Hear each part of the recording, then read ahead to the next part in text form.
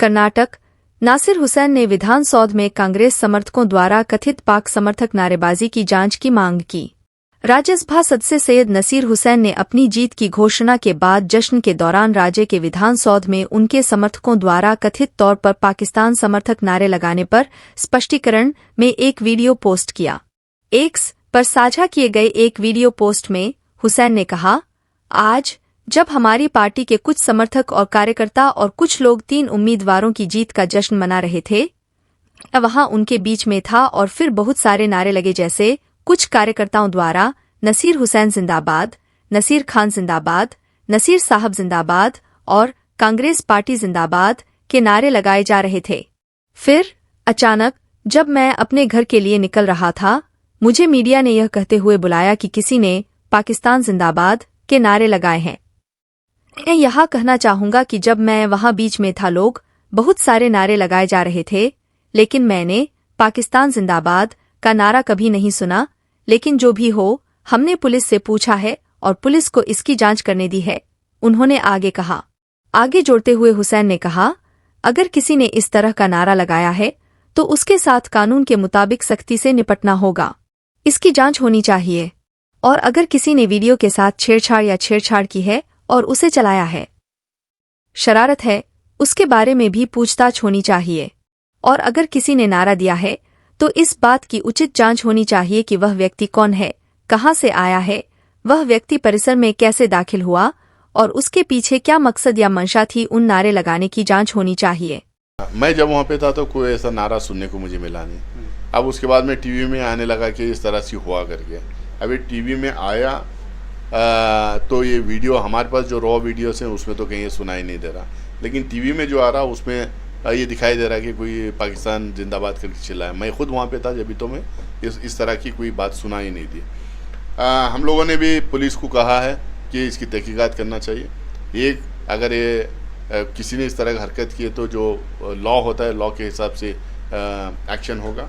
अगर इस तरीके की हरकत नहीं है, कोई कॉन्स्पिरेसी है, अगर वीडियो मॉर्फ किए हैं, वीडियो को फेक किए हैं उसको, तो उसके ऊपर भी जो भी किया है उसके ऊपर भी जो है ये कानूनी कार्रवाई होगी। एक्सपर्टीज है डिपार्टमेंट में, कार्रवाई इस तरीके के जब हादसे होते हैं, इस तरीके के इश्यूज जब होते हैं तो कार्रवाई करते हैं। कार्रवाई करने के बाद जो भी उसके अंदर निकलता है उसके हिसाब से कानून जो भी उसके हिसाब से एक्शन लिया जाएगा। 6 साल में जो कर्नाटक स्टेट के ताल्लुक से जो भी इश्यूज हम लोग उठा सकते थे वो पूरी तरह से हम लोगों ने उठाए।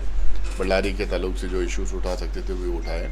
इसके अलावा पूरा ऑल इंडिया लेवल के जो इश्यूज होते थे, जैसा किसानों का जो कानून था, उसके बाद में लेबर कोड्स थे, CANRC थे, ट्रिपल तलाक था, आर्टिकल 370 था, ऐसा बहुत सारे इश्यूज जो दंगे फसाद के इश्यूज होते थे, यूनिफॉर्म सिविल कोड का इशू था। ये तमाम इश्यूज पे जो है पार्लियामेंट के अंदर अपनी बात रखने की कोशिश की, अपोजिशन पार्टीज़ को साथ में लेने की कोशिश की और अपोजिशन पार्टीज़ को साथ कोऑर्डिनेट कराने की पूरी कोशिश की। और ये 6 साल में जितना भी एक अपोजिशन पार्टी के MP की तरफ से इश्यूज उठाना और एक्टिव रहना, उस तरीके से पूरे मैंने कोशिश किया है। और ये सब देख के पार्टी के अंदर एक्टिव रहना, पार्लियामेंट के अंदर एक्टिव रहना, पार्लियामेंट के बाहर एक्टिव रहना, ये सब चीज़ देख के दोबारा जो है मुझे नॉमिनेट किया गया था चुनाव लड़ने के लिए। मैंने चुनाव लड़ा, आज चुनाव हुआ और अल्लाह के फजल से और तमाम लोगों की दुआओं से जो है मैं फिर दोबारा जीत के आया। फिर से एक बार ये 6 साल में जो हूँ उसी तरीके का रोल रहेगा, उसी तरीके से मैं जो है देश भर के लोगों का, खासकर कमज़ोर जो सेक्शंस हैं उनकी आवाज़ उठाने की कोशिश करूँ। 3 सीट हमारे जीतना एकदम तय था, लेकिन उसके बावजूद भी कई टाइम इनवैलिड होते हैं वोट्स, कई टाइम क्रॉस वोट्स भी होते हैं। बीजेपी और JDS मिल के जो है इसको ख़रीद फरोश करने की पूरी कोशिश कर रही थी। ये लोग हर जगह यही करते हैं। असेंबली इलेक्शन में इनडायरेक्टली ये काम करने की कोशिश की लेकिन हारे। MLC की इलेक्शन में इसी तरह की कोशिश की, वहाँ पे भी हारे। राज्यसभा इलेक्शन में फिर तीसरी बार ये हारे। लोकसभा में भी इनका यही हाल होने वाला है। भाजपा जो है अभी हिमाचल प्रदेश में जो हुआ है, इसके पहले कर्नाटक में जो हुआ था, इसके पहले महाराष्ट्र में जो हुआ, मध्य प्रदेश में जो हुआ था, ये तमाम चीज़ों को देखें तो भाजपा का एकदम साफ है, बाय हुक और क्रूक जो है सत्ता में रहना है। ये उस तरीके का रवैया उनका था, लेकिन हम लोग हमारे MLAs को इंटैक्ट रखें और हमारे MLAs को साथ में रखें, हम लोग ये चुनाव जीते। लोकसभा इलेक्शन आने वाला है। लोकसभा के इलेक्शन के लिए अभी जो है मेहनत करना है। लोकसभा के इलेक्शन में गवर्नमेंट को में जो सत्ता पे जो पार्टी है भारतीय जनता पार्टी और उसके अलायंस को हराने की ज़रूरत है। पूरी हम लोग कोशिश करेंगे ये अलायंस को हराएं। हम लोग ऑलरेडी लोकसभा के इलेक्शन में काम करना शुरू कर दिए हैं। लोकसभा इलेक्शन के बाद में क्या नतीजे आते हैं फिर उसके ऊपर क्या रोल रहेगा उस हिसाब से तय किया।